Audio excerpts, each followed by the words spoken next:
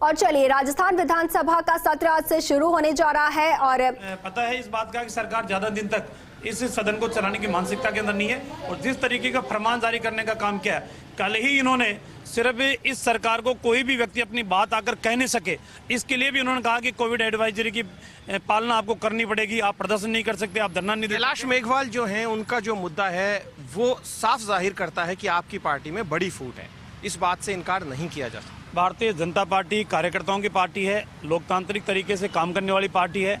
अगर किसी व्यक्ति के या किसी कार्यकर्ता के मन में अगर कोई बात है तो वो उचित प्लेटफॉर्म के ऊपर कहने का हक उसको है। और कैलाश मेघवाल जी ने भी अपनी बात पत्र के माध्यम से संगठनात्मक तरीके से, एक लोकतांत्रिक तरीके से अपनी बात रखने का काम किया था। उन्होंने कभी भी सार्वजनिक बयानबाजी करने का काम नहीं किया।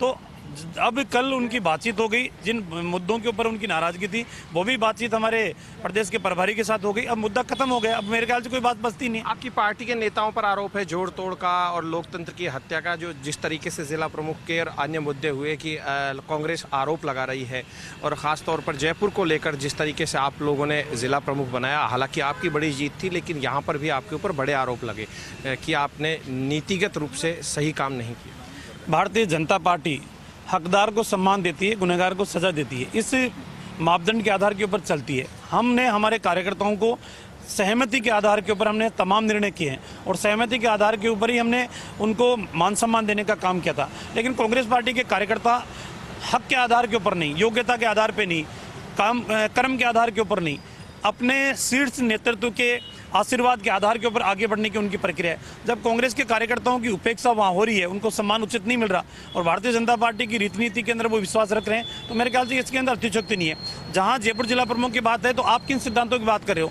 मूलचंद जी मीणा हमारी पार्टी के जिला प्रमुख थे, किस तरीके से चुनाव से जस्ट पहले आपने उनको तोड़कर अपना जिला प्रमुख बनाने का काम किया। हमारे ही मेयर को तोड़कर और विष्णु जी लाटा जो हमारे कार्यकर्ता थे उनको तोड़कर आपने जयपुर मेयर बनाने का काम किया। तो कांग्रेस किन सिद्धांतों की बात करिए? उनका बदला आपने ले लिया।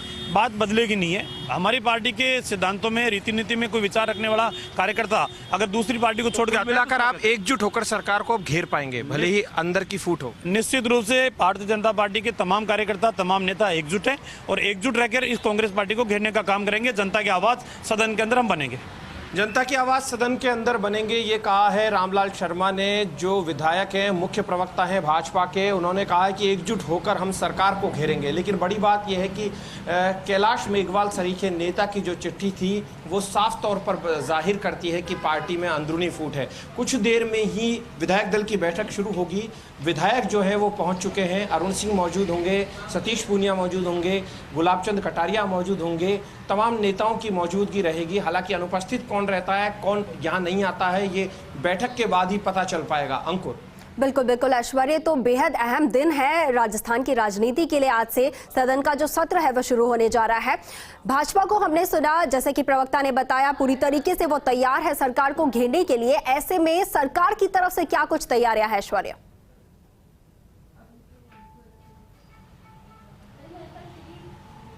देखिए, यहाँ पर सत्ता पक्ष जो है, सत्ता पक्ष के पास इस वक्त एक बड़ा मुद्दा है। सत्ता पक्ष भारतीय जनता पार्टी में अंदरूनी कलह और फूट के मुद्दे को लेकर भाजपा पर सवाल खड़े करेगा। सत्ता पक्ष सवाल खड़ा करेगा महंगाई को लेकर, किसानों के आंदोलन को लेकर, पेट्रोल डीजल और रसोई गैस के बढ़े हुए दामों को लेकर। तो ऐसे में चुप कराने की कोशिश की जाएगी विपक्ष को कि वो किस मुद्दे के आधार पर सत्ता पक्ष को घेर रही है। सत्ता पक्ष कोविड प्रबंधन की बात विधानसभा में रखेगा कि कोविड प्रबंधन कितने बेहतर तरीके से हुआ। बिलों पर चर्चा होगी। हालांकि आज बिजनेस एडवाइजरी कमेटी की बैठक के बाद तय होगा कि क्या कुछ बिजनेस लाया जाएगा सदन में, कौन कौन से बिल जो है वो आएंगे, तमाम चीजें होंगी और कितने दिन सदन चलेगा। और खास तौर पर आज की जो शुरुआत होगी वो शोकाभिव्यक्ति के साथ शुरुआत होगी। पहला दिन है, लेकिन बड़ी बात यह है कि सत्ता पक्ष अपने तमाम मुद्दे जो है वो विधानसभा के पटल पर रखेगा। विधानसभा में जब सत्ता पक्ष के विधायक बोलेंगे वो बताएंगे कि इतने दिनों जनता को क्या दिया, जनता के लिए क्या किया, और सबसे बड़ी महामारी थी कोविड में बेहतर तरीके से क्या कुछ लोगों के लिए किया गया, चिकित्सा के इंतजाम कितने बेहतर किए गए।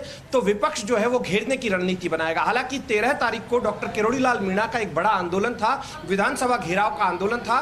भारतीय जनता पार्टी ने भी 13 तारीख की प्लानिंग बनाई है। किरोड़ीलाल मीणा तो उसे स्थगित कर चुके हैं, चूंकि नई कोविड की गाइडलाइन के लिहाज से और नियमों के लिहाज से उन्होंने उसे स्थगित किया है। भारतीय जनता पार्टी अब आंदोलन 13 तारीख को करेगी या नहीं करेगी, ये देखने वाली बात होगी। कुछ देर में भाजपा के अन्य नेता भी यहां पर पहुंचेंगे, कांग्रेस के नेता भी पहुंचेंगे। चूंकि पहले भाजपा विधायक दल की बैठक है, इसलिए भारतीय जनता पार्टी के नेताओं का पहुंचना शुरू हुआ है।